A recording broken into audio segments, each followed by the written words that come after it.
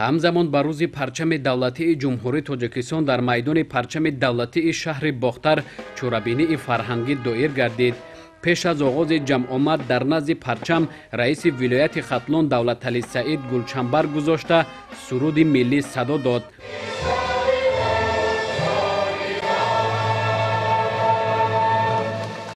сипас раиси вилоят ба сухани табрикӣ баромад карда мардуми шарифу сарбаланди вилояти Хатлонро ба рӯзи ин санаи тарихӣ табрику таҳният намуд.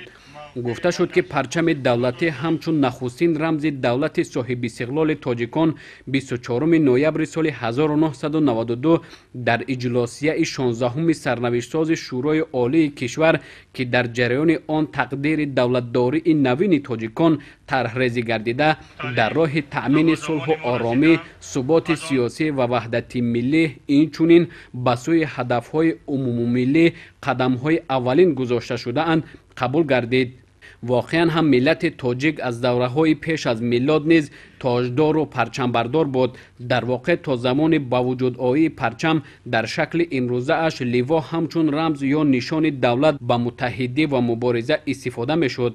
давлатҳои минбаъдаи ниёгони мо ки дар сарзамини паҳновари Хуросон ва Моварауаннаҳр таъсис ёфта буданд, дар пайравӣ ба фарҳанги парчамдории ниёгон ки албатта решаҳои он ба умқи таърих мераванд, парчами хоси худро доштанд. хусусан даврони муосир дар таърихи парчамдорӣ ва сарнавишти миллати тоҷик оғози марҳилаи нав ба ҳисоб рафта барои шинохти арзишҳои фарҳанги миллӣ заминаи устувор фароҳам овард.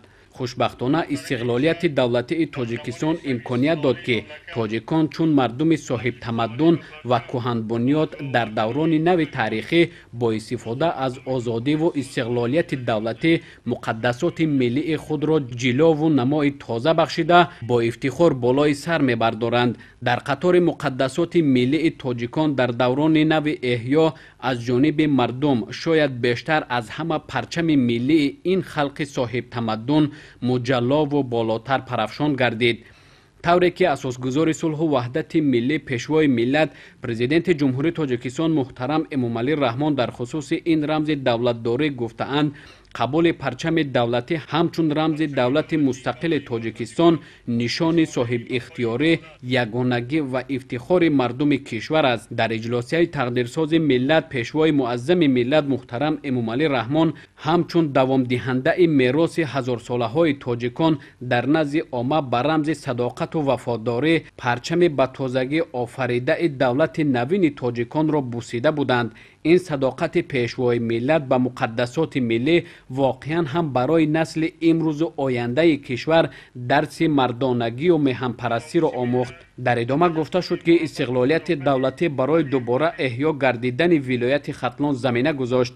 дар давоми солҳои соҳибистиқлолии мамлакат вилояти Хатлон ба рушди устувори иқтисодӣ ноил гардида, сатҳи камбизоатӣ ба таври чашмрас коҳиш ёфта, садҳо корхонаҳои нави истеҳсолию саноатӣ, муассисаҳои замонавии таълимию тиббӣ, роҳу пулҳо бунёд, садҳо ҳазор нафар бо ҷойи кор ва маоши муносиб таъмин гардиданд.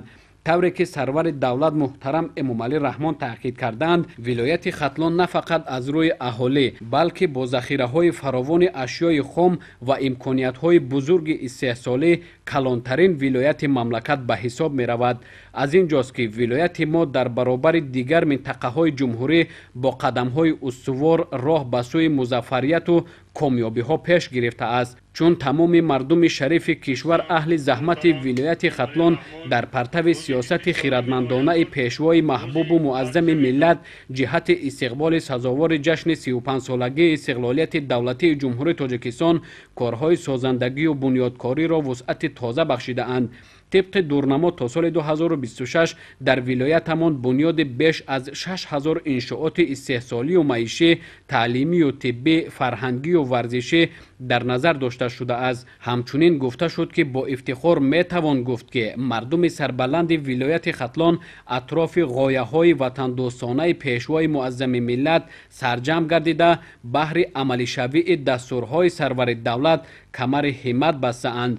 дар қисмати охири чорабинӣ кормандони раёсати фарҳанги вилоят ва шаҳри бохтар бо барномаи фарҳангии идона бо сурудҳои навине ки парчами азизамон замзама мешуданд хотири иштирокчиёнро шод намуданд.